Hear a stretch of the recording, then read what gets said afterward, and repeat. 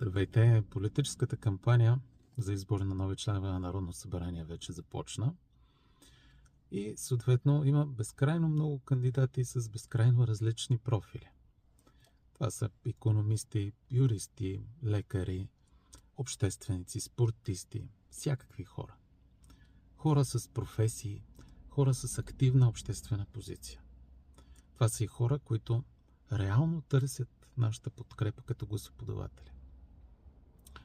Имат управленски опит, имат всичко необходимо на външен вид, въобще да бъдат перфектните политици.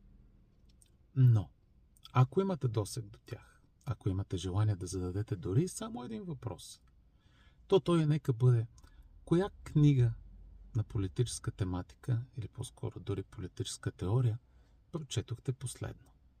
Нека това да бъде въпрос. Защо?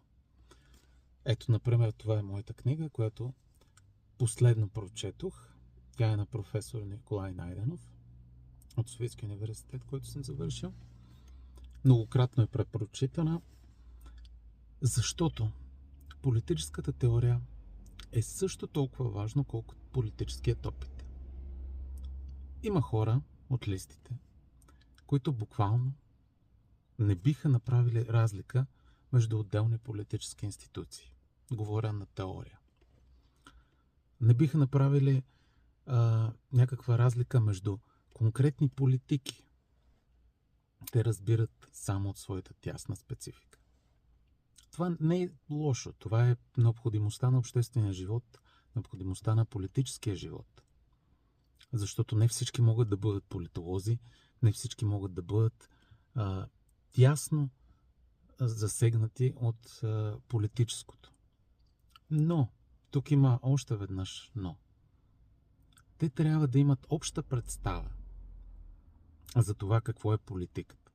Трябва да са прочели поне няколко книги на тази тема.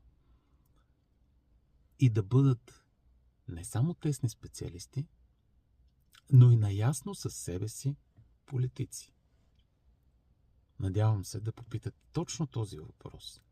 Коя книга последно прочетохте на политическа тематика, която да е свързана с политическата теория? В случай, че ви се отговори, прекрасно. Това не е заядлив въпрос, това е въпрос, който уточнява какво точно представлява политическия кандидат. Дали е достатъчно запознат или пренебрегва политическото само по себе си и разчита само на опит, специфика, квалификация, които, пак казвам, не са